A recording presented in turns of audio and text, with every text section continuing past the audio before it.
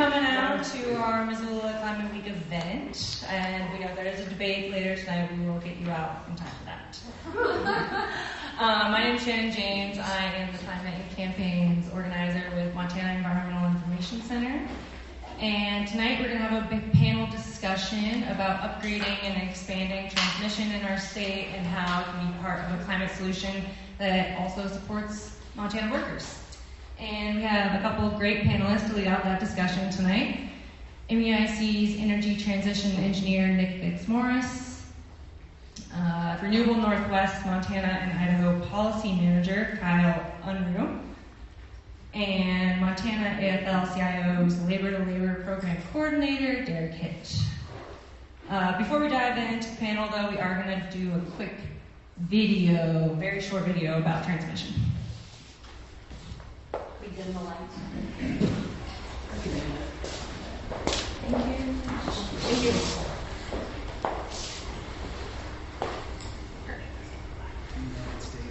Chances are you saw a lot of power lines. And in a new high renewable energy future, you might see even more. That's because it's going to take a lot more wind and solar to decarbonize, and a lot more transmission to deliver all that electricity from the windiest and sunniest regions to where people live.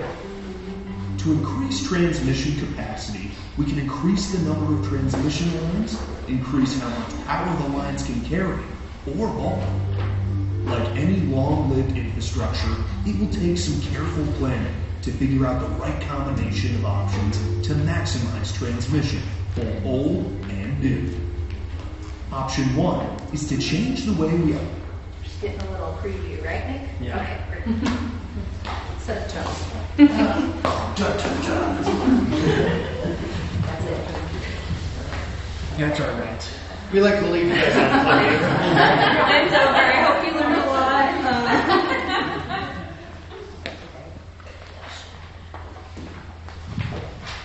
Panelists, if you could each introduce yourself and explain your perspective and interest around climate change mitigation and transmission. Hello everyone, I'm Kyle Unruh. I cover Montana and Idaho for Renewable Northwest. We're a 501c3 that covers the 4 Northwest states and shows up primarily in the legislature and commission in these states to work on policy and regulatory issues. Although we're finding today there's even more work to do. So in Idaho, for example, there's a lot of local county opposition to projects, and we're trying to figure out how to influence that and get the right information out and talk to the right people. So anyway, we're doing a lot of work in these states. Transmission is, as you'll learn tonight, if you don't know already, central to the energy system and how it functions. And it happens to be the case that in Montana, transmission is a huge constraint on our energy system and its development and our economy ultimately, which you'll hear more about tonight. And so it's just central to my work. I worked at Northwestern Energy before this job and the University of Montana before that. Nick? Thank you, Kyle. Hello, everyone. My name is Nick Fitzmaurice. I'm the Energy Transition Engineer. We might have issues as we get closer to that. Turn that down. I'm the Energy Transition Engineer at the Montana Environmental Information Center. I'm based out of Helena and made the trip over, and it's a gorgeous fall afternoon. But my work kind of centers around energy in general and a lot of different aspects of that, and transmission is a huge part of that, as we're going to get into. But really, we are active at the legislature, and we are active at the Public Service Commission, and doing lots of different things in the state, engaging at different decision-making processes, educating the public, meeting with the public to make things happen. And excited to be here with you all today. Afternoon, everyone. My name is Derek Hitt. I'm the labor-to-labor organizer/coordinator with the AFL-CIO. My perspective on this is from a worker's perspective. I mean, we need energy. Obviously, more and more of our homes are getting more and more sophisticated. Everybody's getting something smart or fancy in there that's going to be consuming more energy. And I want to be there to help you guys get that energy to your house. because we can build those wind farms, we can build those solar fields, but if we don't got a string to connect it, it's kind of useless. So.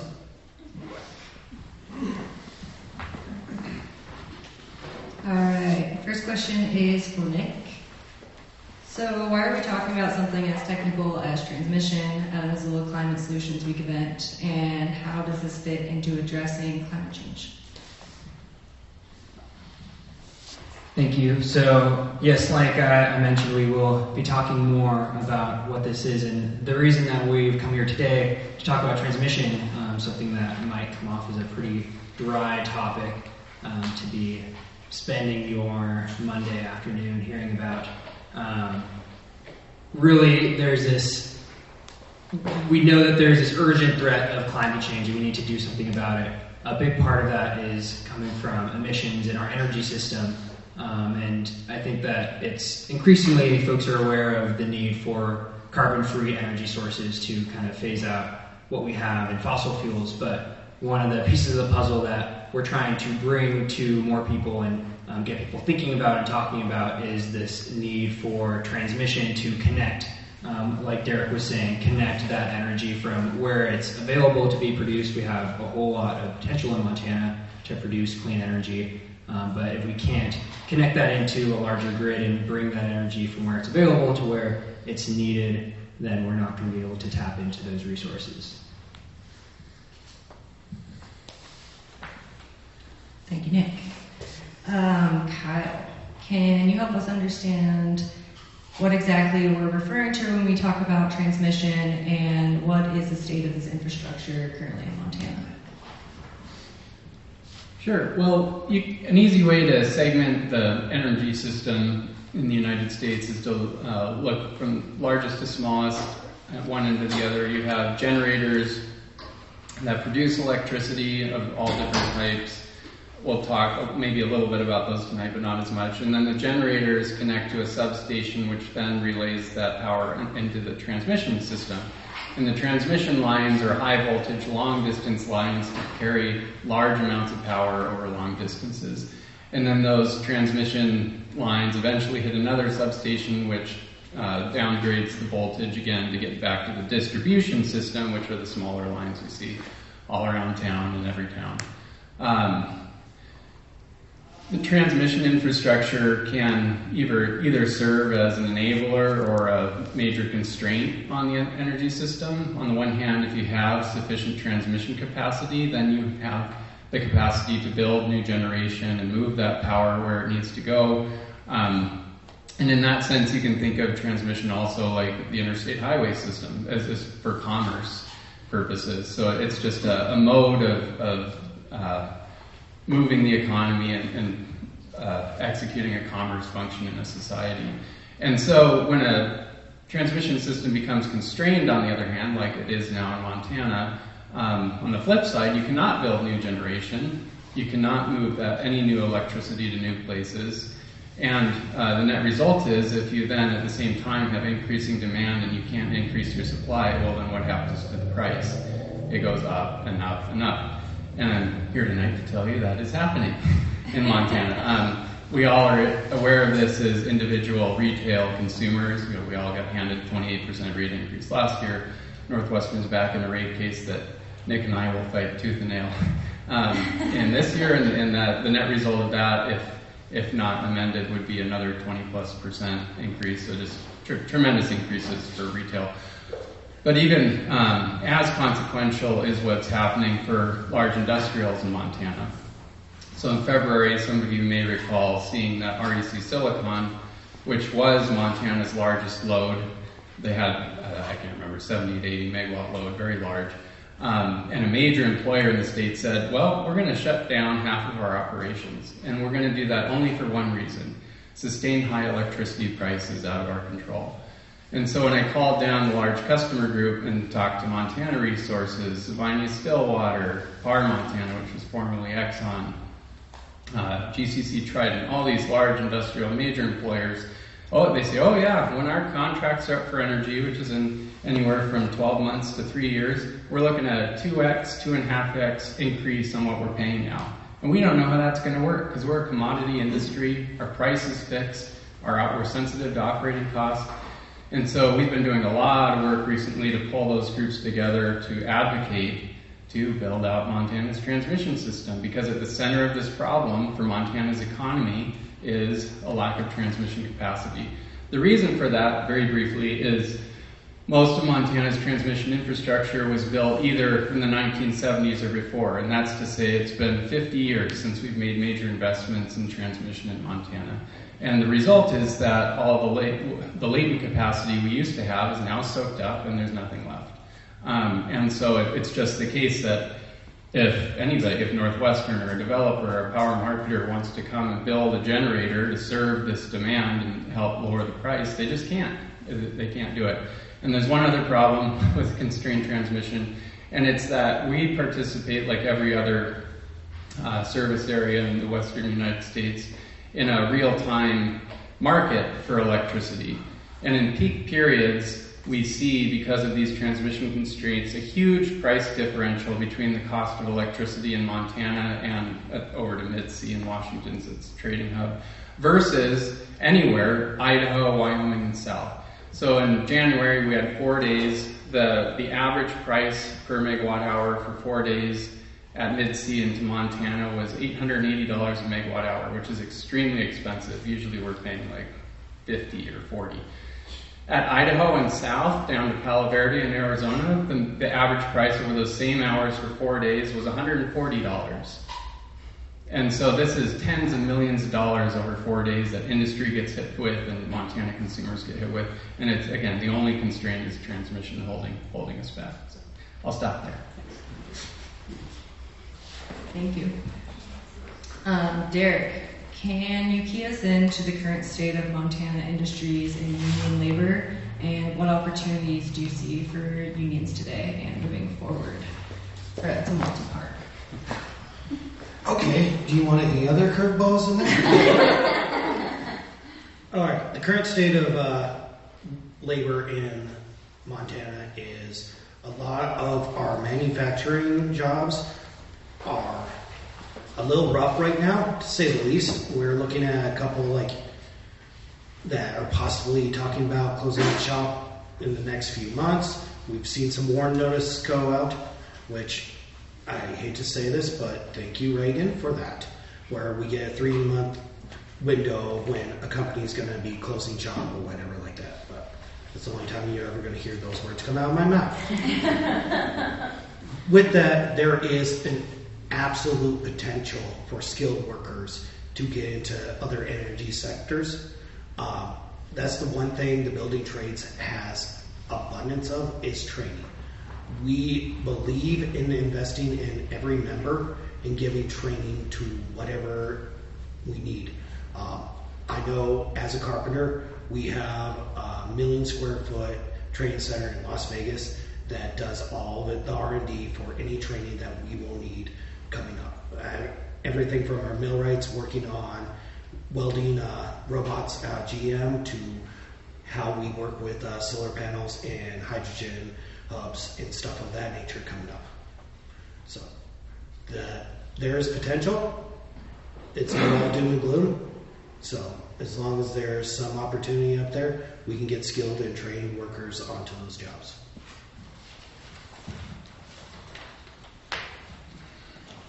Awesome. Well, this question is actually for the whole panel, so chime in.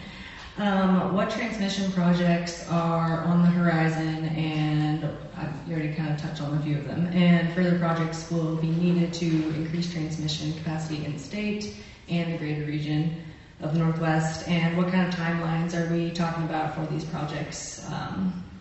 I'll stop there. There's more to that question, but we can come back.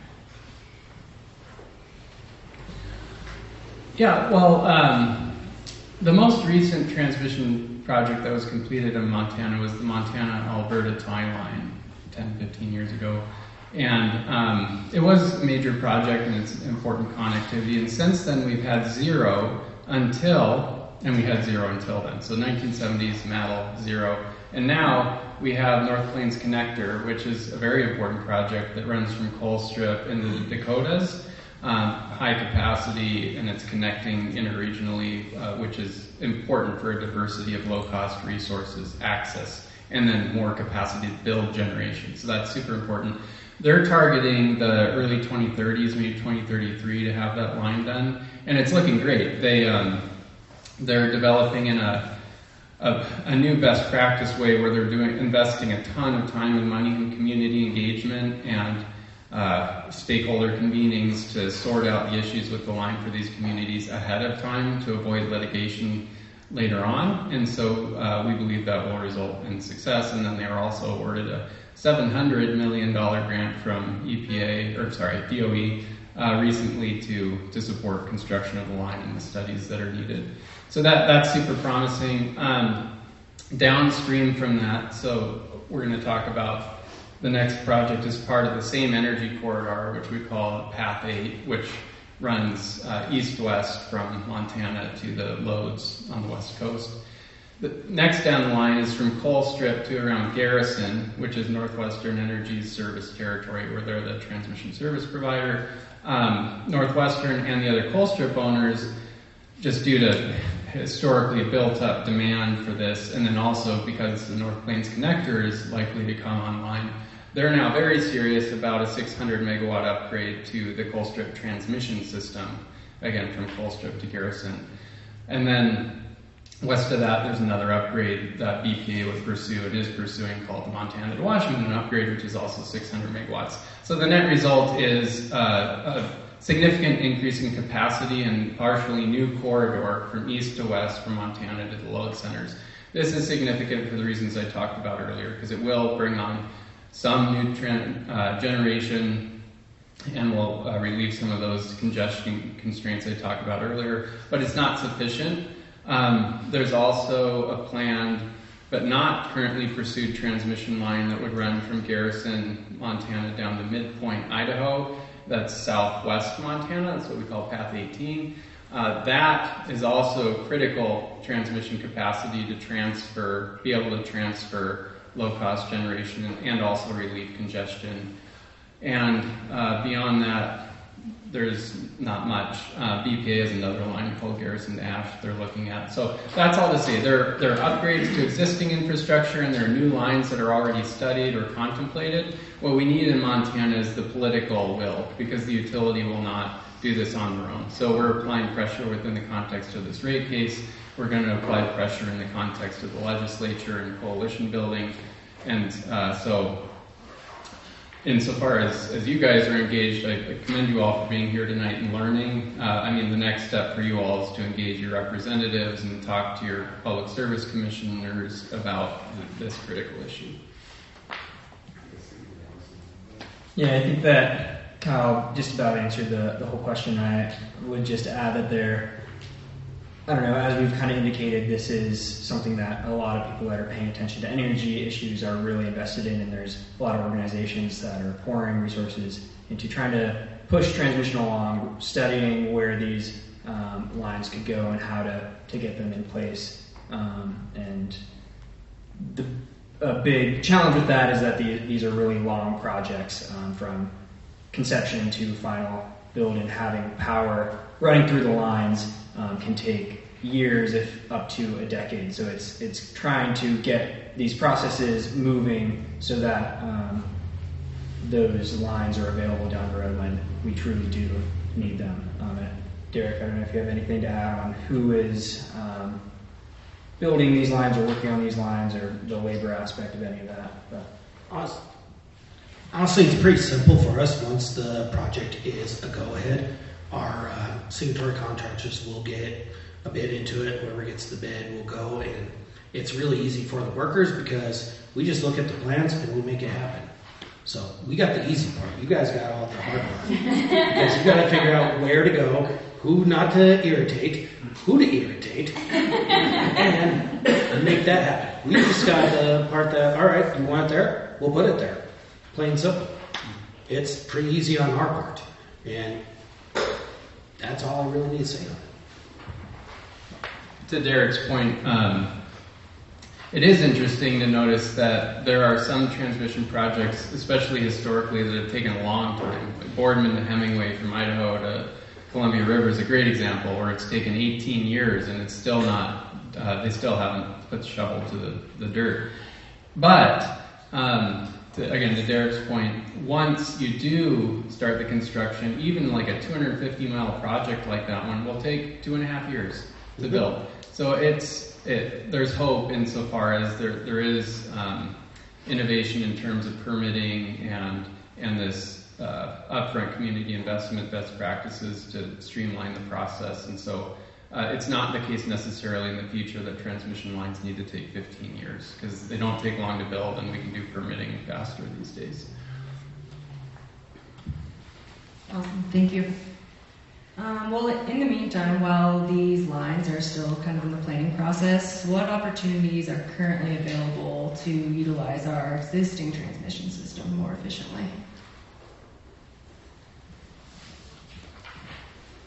I can give a stab at that, but yeah, like we mentioned, these projects can take a long time, and we really need to be able to move more power on the grid. And there's actually ways to do that with the existing infrastructure, and it's not going to solve all the problem, but there is a big opportunity to alleviate the problem kind of in the short term while these longer processes unfold. And pretty much what those look like is upgrades to that infrastructure so you can just move more power through it. There's grid enhancing technologies that are kind of a slew of different things that really just enhance the ability of the infrastructure to most optimally operate and move power given the constraints on the system. Right now there's a lot of limitations on what we can know on that, and data that can be collected to more accurately understand how the system is operating. And the other big one is just replacing the wires, reconductoring, and you can just, it can be more expensive, but still often a pretty good return to just invest in changing what material is on those towers so you can just move more power through them at a given time. Yeah, I mean, a big advantage to those things Nick mentioned is just the timeline. Like you can get a reconductoring project done from planning to done in like 2.5 years, including environmental review and permitting because there's very little impact. Whereas a greenfield transmission project is much more work. So that's the near term, you have these opportunities to make incremental improvements, which are in some cases pretty significant. And then you have the longer term look at, okay, what new lines do we need, like the MEIC line I mentioned, which would be southwest Montana, or Garrison to Ash, which would go to Oregon. So, and we really need both. I mean, given the rising demand in Montana and regionally and in the West, it's an all of the above approach. No, here. No, like they were saying, I mean, we have seen older lines where the material isn't the greatest for conductor because, as you know, the more energy you pump through older material, the more it's going to leach. Like, I know my grandfather used to help with some power lines back east, and literally they would just bring a light bulb, and that's how bad they were leaching back then. I mean, there's better material that we could use and make it more efficient while we're waiting at the same time, so we get better use of it and less loss.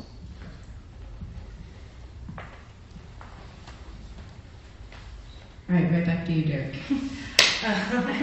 Curious what your perspective is on how we can ensure that future transmission and clean energy projects use skilled Montana-based labor. This one honestly is an easy one. With Montana, to have skilled-based workers go into these projects, it's simply a project labor agreement with the owners and the construction company where they'll use skilled labor on those jobs. Right now, unfortunately, certain jobs don't allow that in the state, but we've actually made inroads with a lot of the tribal communities here where they are preferring the PLA on those projects. So when we do have projects in tribal land, we have a project labor agreement where we can bring on unions into those job sites, and we can also train apprentices in the tribal land to come up, learn how to do it, and then they're efficient, and then we just circle through like that. because that's the whole idea with a lot of our trade unions is you want to train the person behind you because they're going to be paying your pension. So you want them to be trained, and you want the guy next to him be trained. You don't want to just be like, oh, go get the skyhook, because they're going to be looking for a while. And maybe that might have gone over a lot of people's heads, but it's a joke when they say, go get a skyhook, because nothing can kind of hold in the middle of the air.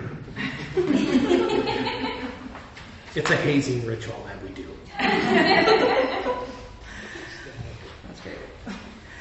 All right, Nick and Kyle. I am curious what MEIC and Renewable Northwest are doing to support greater transmission connectivity in the state and region. Okay.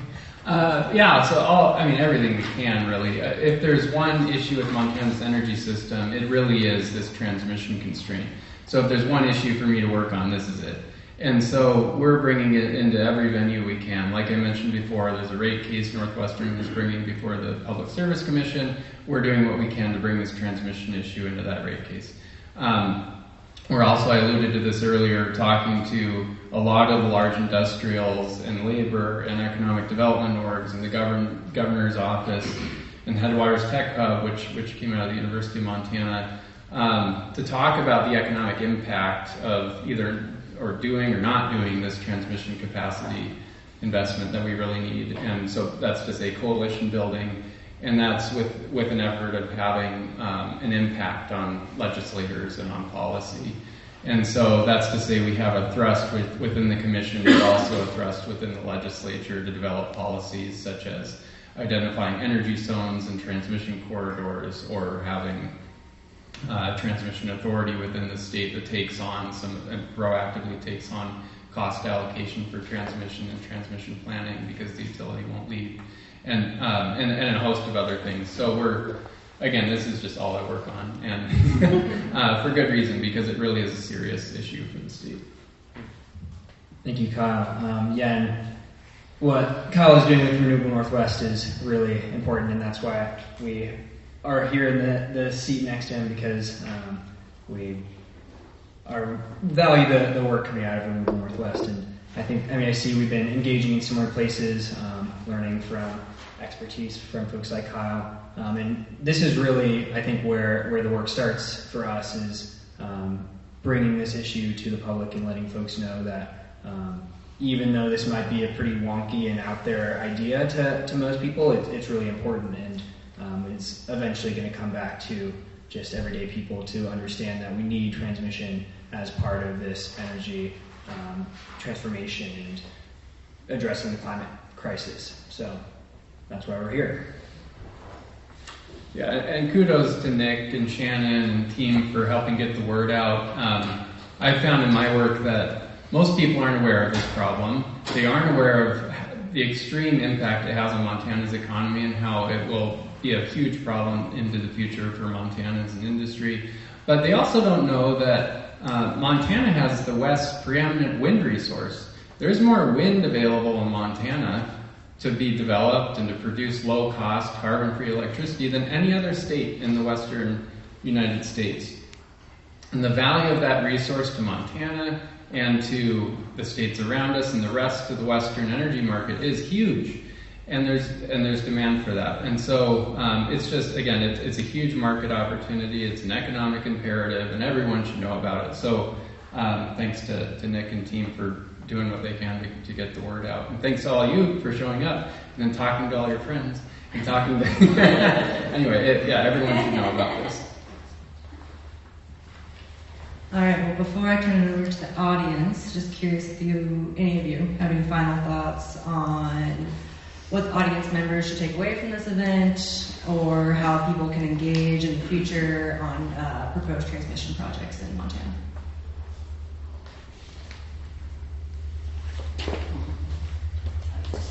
Yeah. The biggest takeaway I want to give is we're all workers here. We all have jobs. And my side of it is we've all seen changes happen throughout our lifetime. Some people have seen greater changes.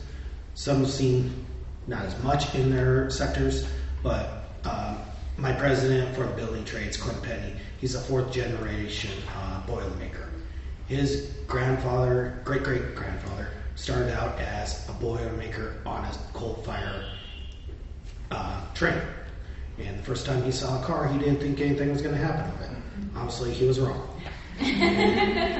We have helped build a lot of the infrastructure in the state. We want to help build more. And we understand things are changing, and we want to help change with it.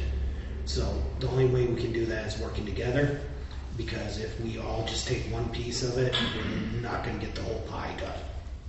So.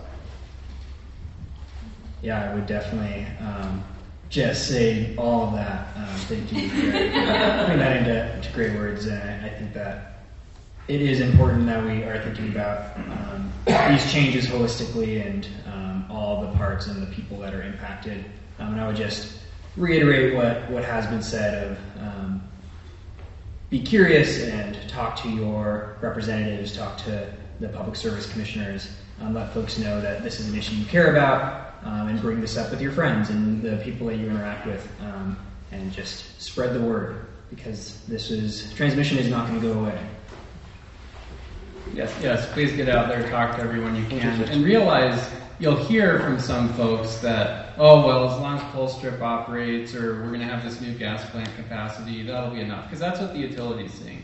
They're saying, as long as we keep investing in these dispatchable, reliable resources, we don't need any more. And the response is really simple. You can say, Colstrip is operating right now. These gas plants are operating right now. What's happening to our bills? What's happening for large industrials? And the economic consequences couldn't be greater. So you just have to make the arguments that we need to move forward as a state. We need to make these investments.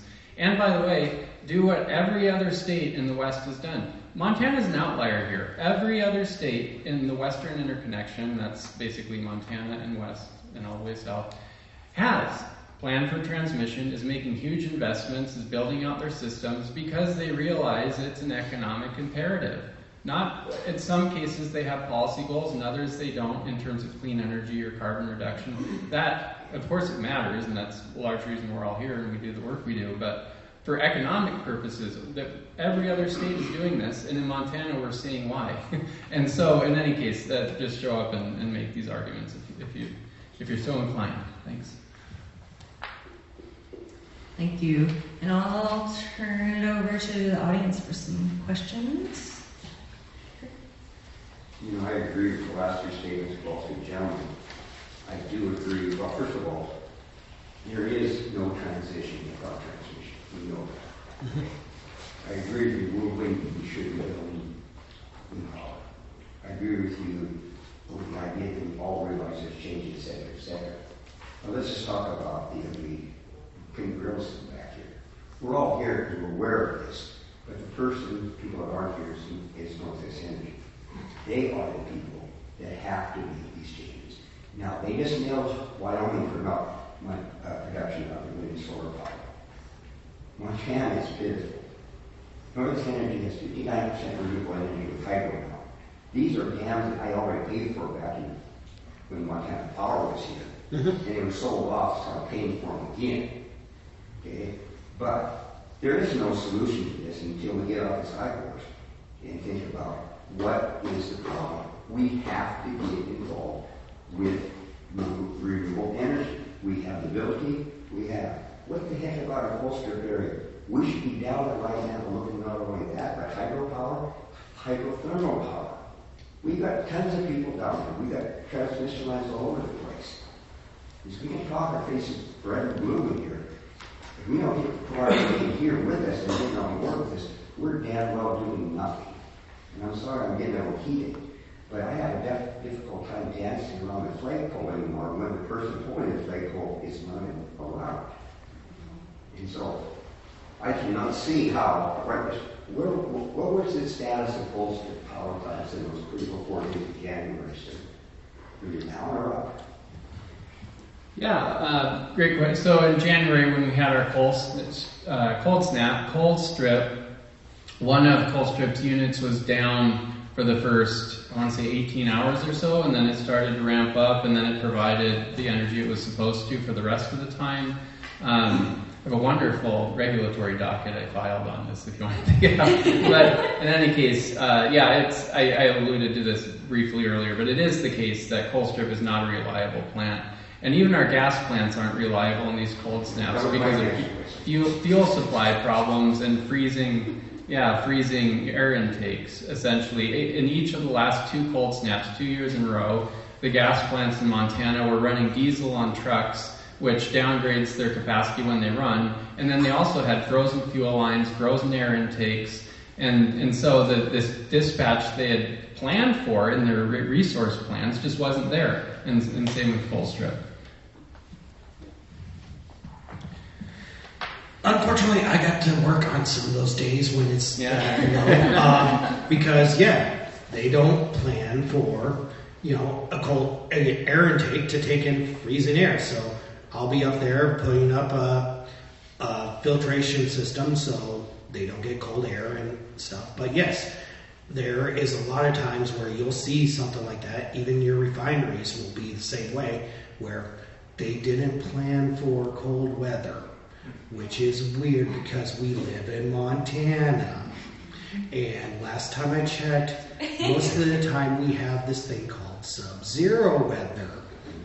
But yes, there's a lot of times where they don't plan for it because they have a base, an office somewhere else where they don't think about it. Texas ran that. They had absolutely no trouble with the renewable energy. Solar, wind ran right through. Mm-hmm. It ain't not nearly as cold as us.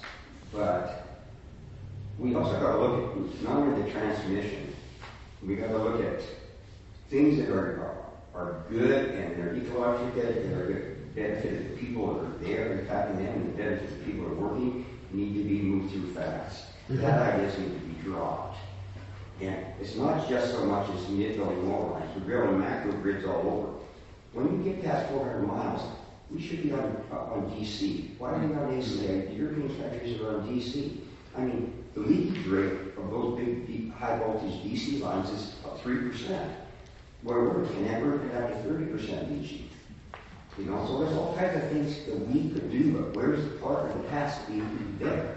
Yeah, you're certainly making some great points, and I think that, this discussion and transmission as a whole can't be the single silver bullet to solve all things. And we are at the Public Service Commission. We are doing our best to bring these issues to the utility that is, at the end of the day, going to be the best stakeholder to make the right decision, and hoping to use all the pieces and put everything together, because it isn't just one thing, but we do need all the pieces. And I think, you're making great points. Yeah, I'd agree. I point out North Plains Connector I mentioned earlier is partly HVDC, which is great. There's also west-wide planning going on right now, which includes HVDC lines, and so that's called the Connected West study if you want to look it up. There's an HVDC scenario. I don't know that if you're right. Great. And then West Tech, which is a planning entity west-wide, will account for that and recommend HVDC lines. But I also want to follow up, Northwestern's not in the room, they make all the decisions. I have to push back a little bit because it's important to recognize that although our Public Service Commission has not done enough, clearly, to oversee and advocate for responsible development of the energy system, ultimately the utility does answer to the Commission, and who does the Commission answer to? The legislature. Who does the legislature answer to?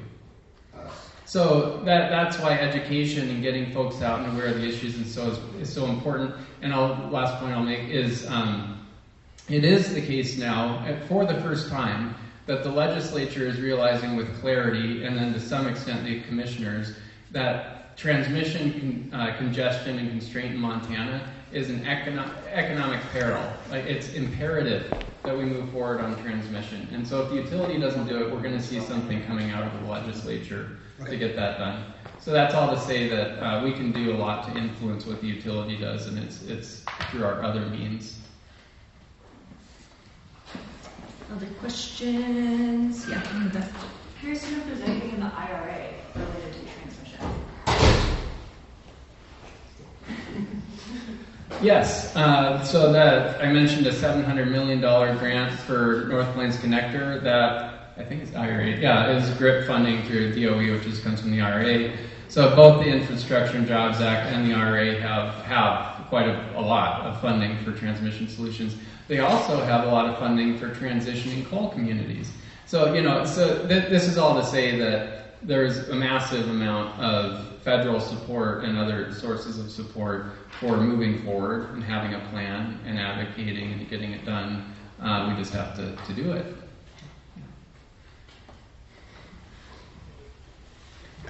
One shirt. He's been. Orange shirt? Yeah, his Orange hand's shirt, been. sorry. Comment and a question.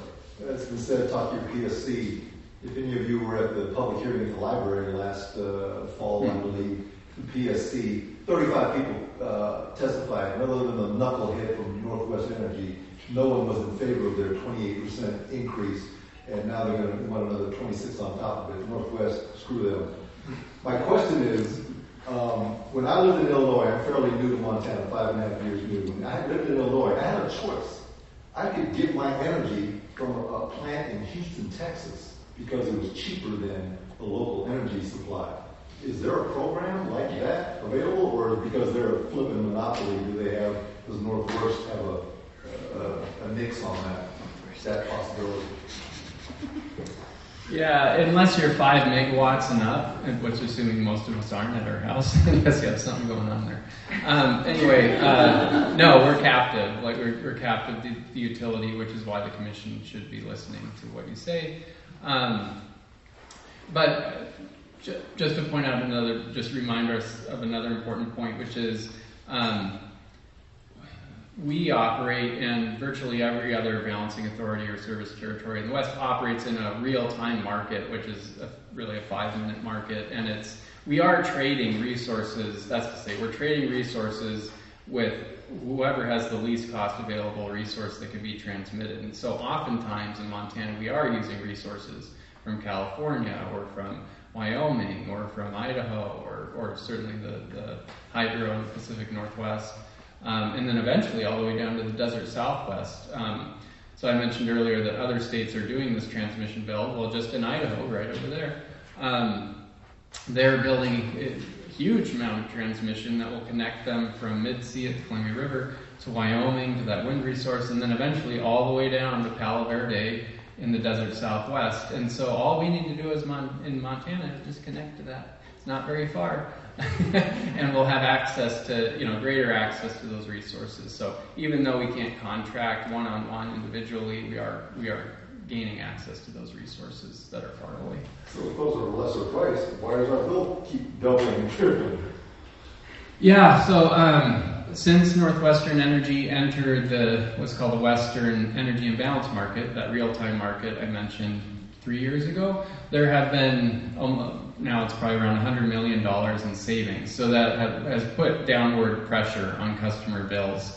The upward pressure has come from, maybe I'll let Nick talk about this, but the many other decisions that the company has made, and then also supply chain constraints and labor costs and these other things that have all gone up. Nick, why have our bills gone up? That's a great question. And certainly there's a lot of pieces at play here. I guess to name a few is just continued investment into these expensive plants so that when there is this constrained event where we can't access that cheaper electricity, there's not transmission to bring electricity from elsewhere, what we have left in our state is going to be the most expensive. So luckily, our rates haven't gone up as much as they would if we weren't participating in those markets. There's more developments that we'd love to see for those to be more sophisticated and have even better benefits from them. But the investments in the state are keeping us from having as affordable energy as we would otherwise.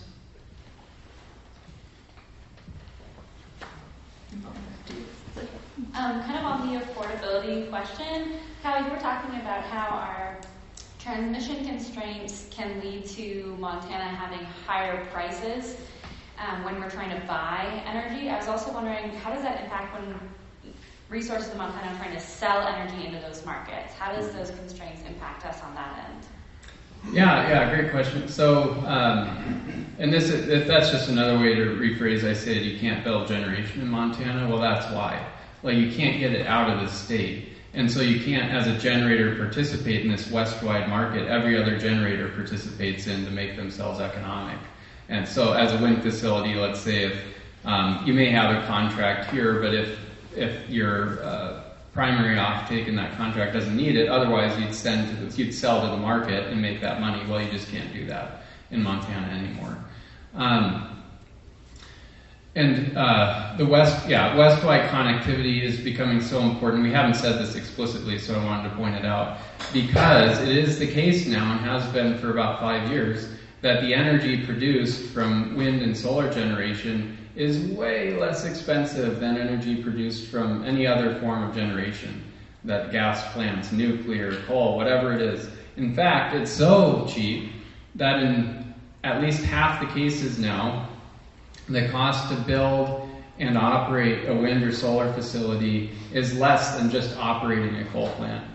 And so when you look at utility plans across the West, pull open any one except for the one in Montana, you'll see that there are gigawatts of wind, gigawatts of solar, gigawatts of storage, a tiny bit of gas, no coal. And it's whether or not they have a state policy mandate to do so. This is purely economic.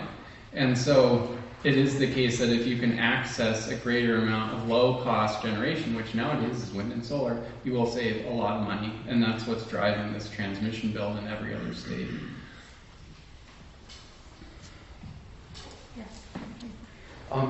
Thank you for very interesting presentations here about transmission stuff. I'm concerned that if we're focusing entirely just on technological fixes to the climate crisis, then we're kind of missing the underlying social issues. In other words, you were saying that you're accepting it as given that just the amount of energy we choose goes up. And that's a problem in my understanding, that we drastically need to reduce our per capita energy use, and that is one of the social problems that we're not dealing with if we're focusing entirely on the technology. And the other one is that I think you were suggesting that one of the reasons that things get so expensive sometimes is because of the market, that we have to buy energy from elsewhere. And so there's these two social problems that we have, which is either increasing per capita energy use, or the market itself, or the forces that would, the market forces that would have us use more energy by selling us more stuff that we don't need, and so I'd like to know, it sounds like this stuff is vital to what we need to have in decent transmission, but if we're focusing entirely on just creating renewables, in my understanding, we can't have, it's going to be an ecological disaster doing all the stuff that we need to do to maintain this level of energy use by using renewables, whether it's lithium mining or any of the other things that we'll need for all this new infrastructure. So I'd like you guys to comment on that, please. Yeah, I'll take a stab at it and pass it off if anyone else has anything to add, but I think that you're raising some excellent points that are certainly worth completely turning over and taking into account, because you're right, we can't just overshoot what we're able to provide ourselves on this planet. And I think that there's a bunch of different aspects, and for one, there's just the urgency of doing something about climate now and trying to, as best we can, bring along all these other issues and try to both address it directly and also bring along this transformation so we're not running into the next thing. I would note on the topic of growth in energy demand and needing more energy from renewables, say that part of the discussion is if we are trying to eliminate carbon emissions from all the energy that we're using. A lot of the end-use energy that we consume currently is not in electricity. There's transportation, there is heating oftentimes, and part of that growth that we would see to the electric grid is just going to be meeting those demands in another form, so that even if we do like flatline energy growth, which I certainly think that we should, and that would be essential, there's going to be that growing pain to the electric system itself. I'd also note that efficiencies and demand response are a big part of the equation, and even those can come off as band-aid fixes to this overarching cultural thing that you're getting at, social issues. So I don't know, I mentioned before that it's systemic and there's so many pieces that we need to address, and I think that the way I come to it is trying to do what we can as quick as possible while also pulling along these underlying pieces so that we end up in a space where we don't have to just keep throwing on band-aids. But I thank you for raising those concerns because I share them. To piggyback on what Nick said is, right now we're putting a band-aid on a gun wound, and that ain't doing anything. I mean, realistically, we have so much consumables that are happening right now that are just modern conveniences. Look at the data centers that Meta and all the other social medias are using. That is eating up a gang of energy. And then you go into that little thing called chatbot. Look at how much energy that consumes. There's little things that we don't even think about that are consuming a lot of energy that is going to need renewables. It's going to need everything, transmission lines. We're at a precipice of like, do we fix it or do we just throw on another Band-Aid? Maybe this time we'll use a Hello Kitty one because that might make everybody feel a little bit more happy. Because I mean, as you look, like going up to Kalispell right now, when was the last time you saw emissions that bare? It's been a long time and it's kind of scary. We have limited time to fix this problem and we need to look at every avenue that we can and all get on board with thinking outside of the box instead of our traditional ways. So. Yeah, there's broad consensus, at least in the folks who work in energy or who work on economics in states, that energy demand will go up, and the reasons is some of what we heard of electrifying transportation and buildings and essentially trying to get carbon to zero by 2050. I mean, that's a lot of energy use that needs to go to electricity, so that's a big driver. Data centers are another big driver. Population growth into the future will be another big driver. So even if we reduce our per capita, our population will continue to grow, and so the net effect would be, level or more. And then it's not just the United States that needs to do this, it's the big, India and China, namely.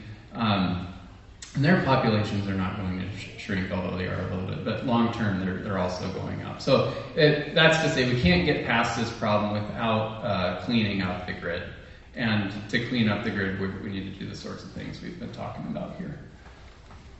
One last thing to add, and this isn't going to cover everything, but I think you were also getting at an issue of resource extraction and consumption, and that is also a piece of the puzzle that we at MEIC, we're talking about this issue often and how we are navigating and promoting different things. And I think that there are such big opportunities to change how we consume resources, how we create our system of disposal, and designing things to be reused is a huge opportunity, especially in the battery space.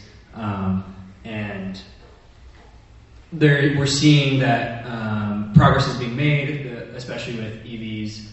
Cobalt is a especially damaging extracting process generally, with really bad social implications, and we've seen a transformation in response to that of using different kinds of materials that can be extracted in more less harmful ways, but then simultaneously keeping those materials in a system and not increasing our need to take more out of the ground is going to be essential.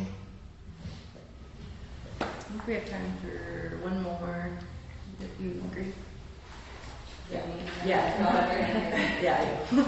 First off, thank you for being here. So I work with the public, and I deal with people who are starting at ground zero, know nothing, and then all the way up to people who are very, into this work. I'm wondering kind of if you could dumb it down into an elevator pitch, or like what are the main points that when I work with people, they're asking me, like, well, what can I do? These things are very high level. They feel very much out of our control, besides, talking to the commission, writing to your senators and your representatives, that sort of thing, which often feels like you're just kind of picking at the scab. You're not really doing anything. So I'm wondering, when I'm having conversations, which I think we all know in this room can be kind of hard to have with our friends, our family, our neighbors, how would you approach that? And what are the main points that you would make in those conversations to get the importance, done? I love that question. Thank you. I'd say try to do what you can to make it clear to folks that when we're talking about investing in our energy system, specifically in transmission capacity, we're not just talking about cleaning up Montana's generating mix and enabling more generation and the jobs and everything that comes along with that. That's all great. We're literally talking about the difference between having an anemic industrial base or a robust industrial base. And if you consider in Montana that coal revenues have gone from the mid-60 billions a year, now we're at mid-30 billions, and we all know where that's headed. I don't know how you fund the state without a robust industrial base. So you're talking about the state of the economy in Montana and being able to fund the services we all need. And it really is that critical, like folks need to be. And then specifically what to do beyond that. So education, number one, like if you care about your ability to live here affordably into the future, if we all had a property tax hike, why do we think that was? Because industry won't pay it anymore. And they can't pay it anymore. They got a tax cut. And anyway, that's just going to get worse and worse. Anyway, I don't want to be all doom and gloom. Like what you can do about it, ultimately what everyone can do about it is, if there are PSC hearings, show up virtually or in person, track the issues, talk to your friends and talk to the legislators, because we really are talking about an economic imperative. It's not just cleaning up, it's what we have to do for our own economic well-being. Thank you, Kyle, and thanks for the question. I think that I would say at the most basic level, I don't know, I get annoyed with what I feel like industry has kind of framed the response as a personal thing, and like recycling as a personal problem, and all these things where it's like, oh, do your part and it'll things will work out. And I think to some degree I take issue with that, because I think it is, at the end of the day, really industry and these kind of high power player things. And so where I come back to for the person that is not pouring their career into addressing this and is completely doing something else but cares about it, I do think that there is an important part of addressing your own impact and coming up creatively with ways to live your life in a way that's congruent with how you believe things should be, but not stopping there and spreading that to your network, talking about it, telling other people, because I think doing that in a vacuum, I think can feel futile, and there's a lot of things that just is like, why would I do this? It's not going to have an impact. But when you share that and kind of have those conversations and talk about what works well and build that in community, I think that it can become more impactful.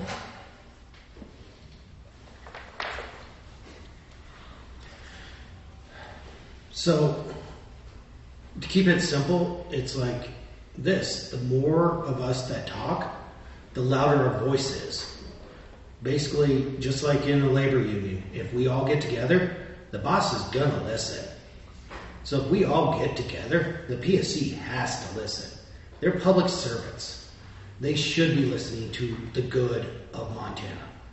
So, tell and also it's an election year, so hint, hint. That is my plug. Wait.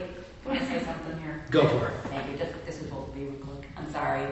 I appreciate everything everybody's saying, everything. I've been banging my head against Northwestern Energy a long time, and the PSC. And I'm sorry, it doesn't feel good just to talk to them and hope that they're going to make changes. No. I think that, so does everybody in the room here get what is holding us up from, we're not Texas, we're not Wyoming, why aren't we? It's Northwestern Energy, and it's the Public Service Commission, and it's the supermajority in the legislature. But talking to these folks, writing in, following the bills, if anyone's ever been frustrated by doing that and not getting one iota of change or one iota of even acknowledgement for all the stuff that as a group, as groups we've done or as individuals we've done, I think we just need to acknowledge how difficult that is.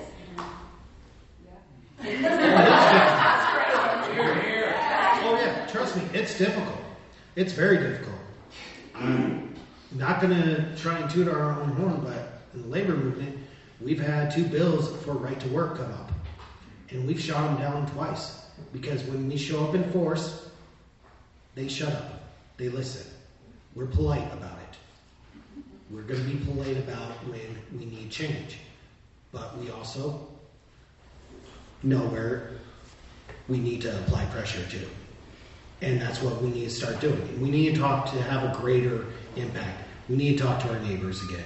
We need to tell them, hey, are you pissed off about this? Be pissed off. But once you're agitated, educate. And then organize. And then when we have a greater group together, we make a bigger voice. And they get nervous when there's a lot of us in the room and only a little bit of them. But we can make change if we get together. That's the only way we can do it. Because if you go up there by yourself, it's just one person yelling out. They're like, all right, we'll handle it later. But if it's 30,000 of us all yelling, they pay attention. What are the chances of a citizens initiative, do you think, that would rein in the PSC as far as districting goes, non-partisan, that would address the monopoly of energy on eastern and western? And something nobody's talked about is North Dakota utility. I mean, they're half the state or something. So, I mean, it's not just... Yeah, I would like to respect folks' time because I know we are at the end here. I'm happy to stick around though and have that conversation. We aren't going anywhere. I would just say that it is frustrating showing up at the PSC and feeling like you're not heard. But as someone who watches their meetings most weeks and attends often, it does feel like the tenor has shifted just the smallest amount. And I think in the IRP process, at least the staff is hearing people, and that came through in the review by staff of the Integrated Resource Plan, the 20-year plan. And I think that it's not enough. It hasn't been enough yet to really push it over the edge, but I do think that it's not a time to be discouraged because I do feel like it is being heard and starting to create that momentum and that critical mass to really make something happen. Yeah, now is the moment, really. This is the first time that it's been apparent to legislators, to commissioners, that we have an economic problem in the state and transmission's at the middle of it. So they're hearing this message and they hear from you too if you can show up. Awesome. Well, I just want to do a round of applause for all of our panelists.